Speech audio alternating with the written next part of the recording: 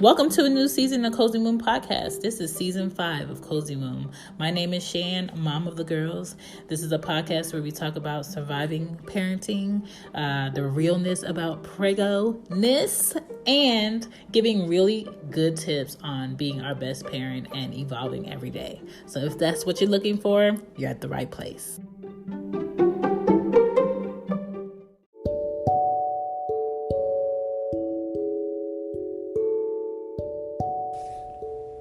Hey, it's Anya Dula, and I am the host of Intercultured with Anya Dula. Intercultured with Anya Dula is a podcast that focuses on motherhood, culture, birth work, and travel. And it's just a place for women to come together to discuss our philosophies on motherhood, to discuss our work and birth work, if that's what we do, but mainly to bring women of all different cultures together so that we can talk about how we mother, how we #do motherhood, so that we can learn from one another and learn to love each other. That's really what it's all about. I hope you'll join us. Intercultured with Anya Dula podcast is available on all the major podcast stations. I hope you'll join us. Can't wait to connect. Hey, it's Shan. Welcome back to Cozy Womb Podcast. This is season 5, episode 6. Learning is not a punishment. The point of this episode today is to remember that kids are always going to want to play. Playing is like their thing. They have so much energy, they want to play all the time, but realistically, they can't.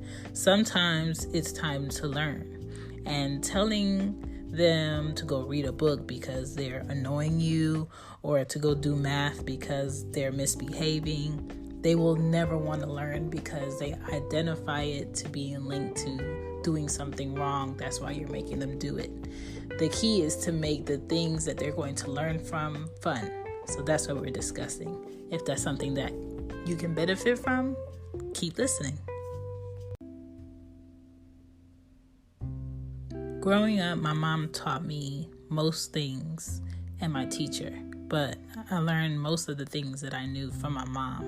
And when you're young and you see like the parent you spend most of the time with, you think they know everything because they always have an answer. And then when I grew up, I realized my mom didn't know everything. She just knew enough to, feed my brain at that time, at that age. My dad, he would let me count his money on Sundays with him at the dining room table, or I would help him clean his gun, or, he would ask me to bring him beers and, go through like different papers on his desk. Or sometimes I would go to the barbershop with him and I would organize his Jet magazines. But I didn't really learn a lot from him because he wasn't really like, quote unquote, kid friendly. I liked to read when I was little. So English, history, science, that was not a problem. I actually liked those classes. Art, loved those classes. And I hated math because I felt like it took so much brain power and memory and remembering a puzzle to fit into another puzzle in order to get the answer and to be right. You couldn't make up words for it to be right. You had to fit the equation in the right way for it to be right. And I'm just like, am I going to use this when I got older? And then after 5th grade math, I was over it. I had a teacher, Miss Giovanni, and she would give us random 100 problem tests out the blue, and she would have this timer at the front of the class for like 5 minutes, and it could be like a whole test of 100 problems of division, a whole test of a whole bunch of problems of multiplication, or whatever she wanted to do. Sometimes it would be mixed problems, and I would just look at it and I'm like, girl, first of all, I hate math. Second of all, you're timing me to do this math that I don't want to do.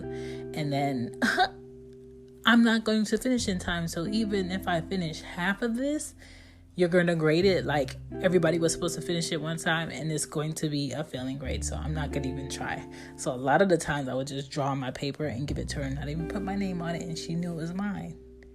And after that, it was more so of a boxing match between me and math. In 6th grade, 7th grade, 8th grade, 9th grade, 10th grade, 11th grade, 12th grade. And they got to a point where teachers was like, okay, she does her homework. She takes good notes. She just sucks at testing.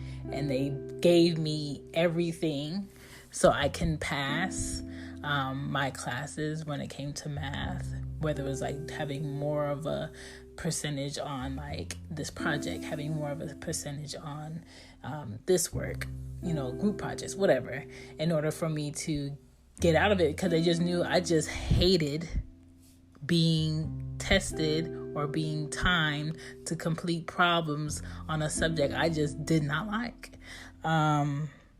So that was my thing, and my mom knew math just wasn't my thing. After algebra was brought into the mix of my math, she was like, oh no, you need to ask your brother, you need to ask your uncle, you need to ask somebody else that knows about that, because that doesn't make any sense to me and you're not going to even use it. When she said that, I said, okay, that's confirmation. I'm not going to use it, so I don't need to digest it. And that was probably like the worst thing she could ever told me. But yeah, I hated math, still hate math. I try to introduce math in a fun way with my daughters, because I don't want them to grow up and go to school with that math hate on their shoulder, where it forces them to not even allow it to be taken in. I want them to be open-minded and to feel like they can solve it, to feel like they can find the answer. So I try to make everything fun while they're learning it. So doing math was like my worst punishment. It got to the point where if you put a math book in front of me or any math sheet, it's going to make me sleepy, because I would get such a headache of the fact that you thought I was about to do this math that I would just make myself go to sleep. It was really bad. So my mom understood I hated it. My brothers understood that I wasn't really good at it. So they would try so hard to explain it to me. And I did not understand math until, I want to say 4 years ago. I understand most of the things I did not understand growing up, going to school for math, because the Elevate app is something all adults need to download on their phones right now. Whether you have iOS or Android, the Elevate app, it allows you to challenge yourself with math, history, memory, English, grammar, and just keep yourself on point. And it has different levels that you try to reach, and you can see where you're at. You can pay for the app to have a certain amount of like challenges or more depth into what you're learning. It does a breakdown of how you can learn to solve it for yourself that I have never seen, and I'm way more understanding of it now that I'm older, seeing it taught in a different way. Sometimes teachers cannot teach. Just because you are a teacher doesn't make you a good teacher of that subject. I used to have a chemistry teacher in 12th grade that sucked at teaching chemistry. He was smart. He loved chemistry, but he couldn't teach chemistry. So I ended up having to take that class online, because he gave me like a low D in that class. And I needed a certain amount of credits. So I ended up taking it online, and I ended up with a B. So sometimes it's the teacher, sometimes it's just your kid. That's not your kid's thing. So let's discuss some tips on how you can help not make your kid feel like doing work or learning is a punishment. All right, some tips to make your child have fun while learning is to be upbeat about it. Have good energy when you do it. Whenever you guys are having a good time, maybe you guys listen to music, maybe you guys dance. When you bring out the flashcards, do it in the form of a song. Maybe you want to do like questions when you're waiting in the car on something. I like to have those kids' little flip cards in the car and ask them like brainy question. I think it's called brainy I think it is called Brainy Questions. You know, the little flip card, you have like first graders, second grader questions, third grader questions. I think it goes all the way up to like high school in different subjects. And you could just ask them different things and the answers are on the back of the card to just really challenge their brain. Do puzzles with your kids. I have Scrabble in here. I have lots of puzzles to put together. I have Operation. I have checkers. Things that really make them think. Games that really make them think. When everyone is in a good mood, that's the time that you need to learn together. Do flashcards before bed. Do I Spy games in the car. Talk to your kid just like you would anybody else. Like, conversation is what's really going to make your kid really think for themselves. Discussion about topics that they should know about is going to make them open up their vocabulary. Talking about how things work, answering their questions. Do not shut your kids down when they have questions about why the sky is blue.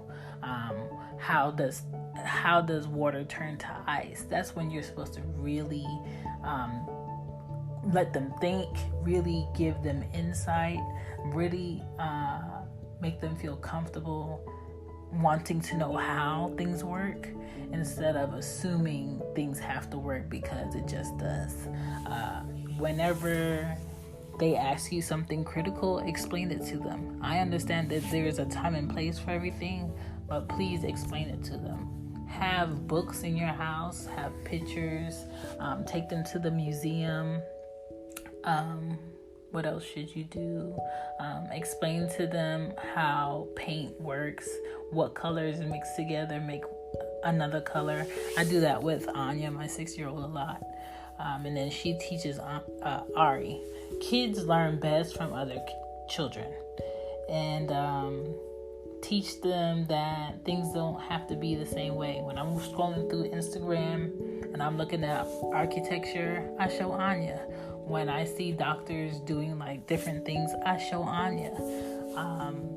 When I see like technology being completely different from like Japan and all of the world, I show her, because kids need to know that what they're thinking to create can be possible if they execute it right. And if they don't see something that seems unbelievable, real, they're not going to reach. And I want my kids to constantly reach, constantly think. And the only way they're going to continue to do that is if I show them what is thought to be unbelievable, what is thought to be impossible. You know, everything is possible. If you think about the light, electricity is possible, but at one time someone thought it was impossible. There's no way that you can have light from a bulb or something round turn on and off in a house. There's no way I can plug in a solid device into a wall and it's going to do things to make other things work. There's no way. At one point in time, I bet people thought having animal fur on their furniture was impossible. I know people probably thought having cars on a road that is paved and flat and not rocky was impossible. Everything is possible, but no one has thought about what you think is impossible to be possible yet. That is all that it is. So we have to constantly keep watering our kids' minds, make learning fun, make reading a book fun. Discovering characters in a story from words is fun. There are so many books. The books that I loved as a kid that were really fun were called, I'm trying to read it from afar. choose a path book. So you would read like a chapter book, and at the end of the chapter, you get to choose what the character may do. And if you choose this option of what the character can do, go to page such and such. And if you think the character should do this, go to this page. And depending on what options you pick, the ending of the story ends up being different. Those books were so fun. So I'm trying to find some of those books, choose a path books for Anya, because I think she would enjoy it. And right now she's reading on a 3rd grade level, and I want to like up the level of her reading by getting her like some novel books that have less pictures in them. So that's what I'm working on. But you have to pay attention to where your child is learning wise and really challenge them to try something outside of their comfort zone, because if they don't try, they don't know what they're capable of. And that is how you make learning fun. Do not make learning feel like a punishment for your kids, because once you do that, they won't try. Yeah. Thanks for listening to the Cozy One Podcast. See you next time. Bye. Bye.